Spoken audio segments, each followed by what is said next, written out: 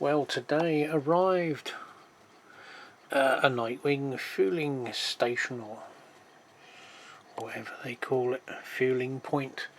Now this one varies, if you look here, PM136, which is basically the same kit, but they throw in a few die cast barrels and such like and charge, well, £12 there, but I think it's about 12 to 15. But this kit is the PM103, just to confuse the issue. It's the same kit, but without the die cast accessories, the little oil barrels and such like. But you get two kits, so you pay for two kits. So it's a bit dearer. Now I was on the hunt for another kit, because I have one, but obviously I'm going to have two locomotive depots. Handy to have a third one. So I've been keeping an eye on them, but they do fetch a bit of a premium. Quite often they end up going for certainly not the original price, as you can see, £9.99. Well, obviously there's postage in that, but it's near enough doubled, shall we say.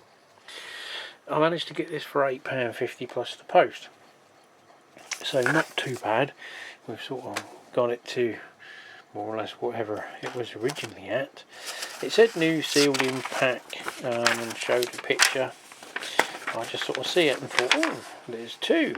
I thought the picture just showed the variation in roofs. You've got the rounded edged roof, or the inverted V type, which is the more common one, similar to the Bachmann Scenecraft one. As pictured here, you've got the option on building it whatever roof you prefer, and it's all there on one sprue. So I think, if I recall, the other one does have some like little white metal etching parts. They're not the best quality etching die cast I've seen.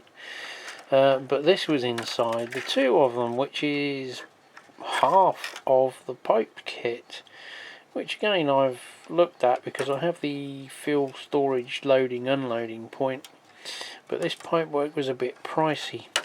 Again, well, all Nightwing kits are a bit pricey now, and I was just going to paint up some plastic rodding tubing, so it was a bit of a bonus. So one hand cam again. So we got a box turned up. I've been watching this for a few days and he dropped the price, so I thought the time was to bite, because it was a buy it now, and it was around the price of the other wagons I bought. Obviously a bit of decent packaging. That's foam. So as you can see, they haven't been out the boxes yet, aka Bachmann style toilet paper or what I mean. Don't know whether they're all the same. They are the weathered silver bullet 021s. I think they're all the same, but let's see on that one. 021. I don't think anyone's going to be reading the data plates as they go round my track.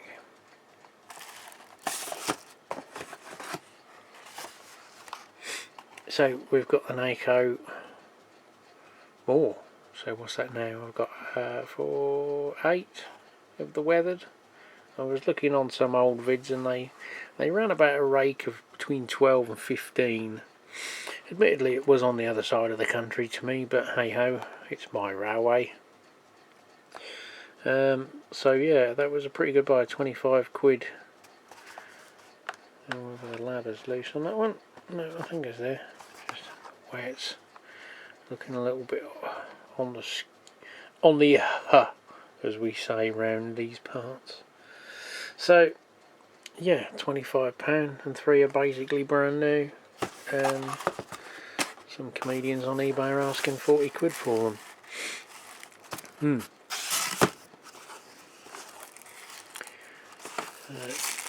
Yeah, make sure we haven't got an empty box. Yeah, so another bargain, £100. Not a cheap hobby this one, is it? Well, mailbag Tuesday, I think it is. So I've already opened one there, so we've got a couple of HO scale grainer centre flow hopper kits. I think I know what this one is. Not sure on this one. Well, I must admit I did have some reservations over purchasing this, mainly because I don't like hoodies, and I hate even more draw cord hoodies from my old days at work, so bending down, lifting things up. Yeah, so why am I showing you a hoodie? Because how sad is that, hey? You can spot me at GETS now from... Yeah, look for the Pratt and the blue hoodie.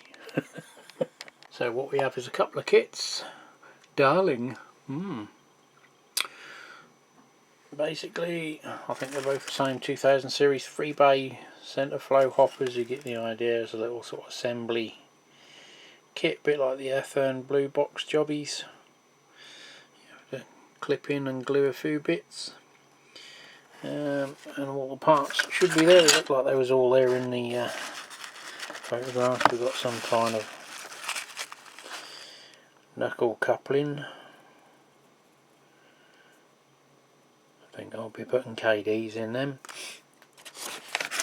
Or there is the older style coupling as an alternate in there, so I should probably put them together today or tomorrow, as long as they're all the bits that are supposed to be there are there.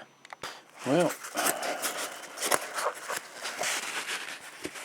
spot what these are. Yeah, we managed to buy some. 4 gram at Woodhill Park Model Railway. Takes the world's remaining stock of rail freight HEAs. There's a few more. Oh, we've got a ladder missing there. No biggie. Won't be the first one that's got one missing. A bit of cardboard before it ain't broke off. Got the brown bauxite one. And a couple more here. I think these are the old mainline ones, which basically are the Backman ones.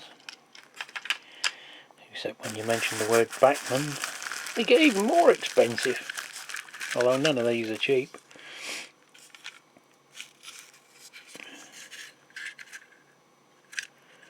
Wheels will need a bit of a clean. They've had a few miles put on them, but yes, better put them in the HEA box, which is considerably smaller than the MGR box and the PGA box. Guessing what we've been bought. 2 more of the collection. There's another 4 inbound once I pay for them, pending tonight's auction. So it might be another 6, or maybe not.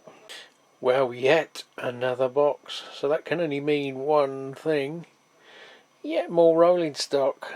Yes, it never ends. Even though I said I was getting towards, obviously, ticking a lot of boxes, there is a few things that elude me, along with MGRs.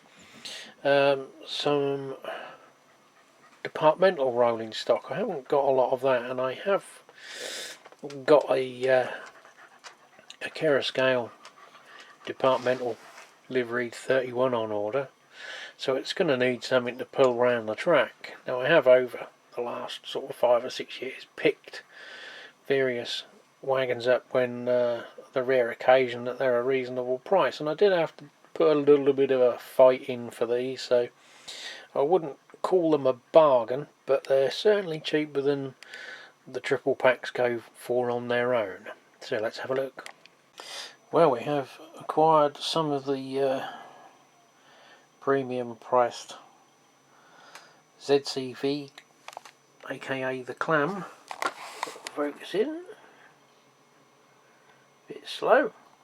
So we've got 7 of them, 6 being the weather variant, so they probably originated from the triple packs.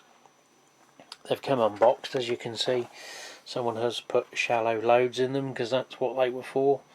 The diggers would excavate all the machinery and then put the old ballast in these to be taken away for disposal or reprocessing.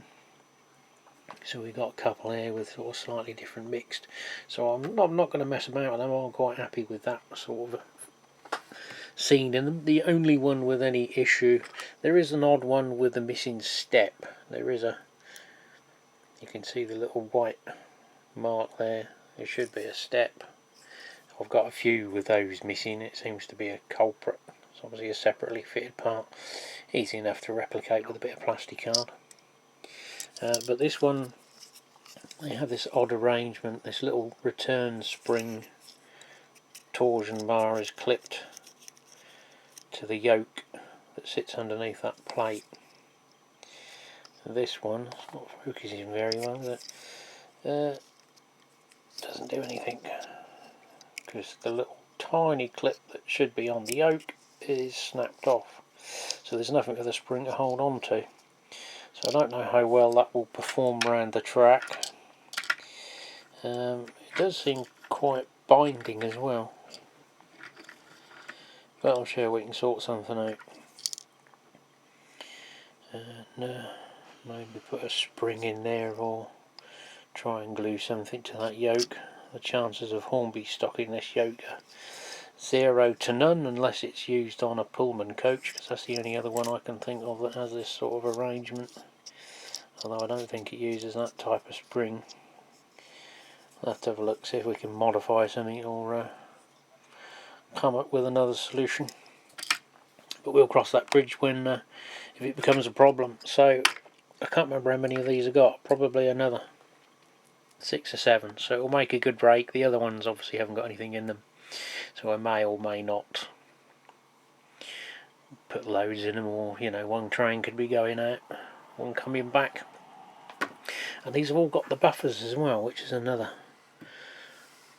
bit of an Achilles heel with these, is the separately fitted buffers rather.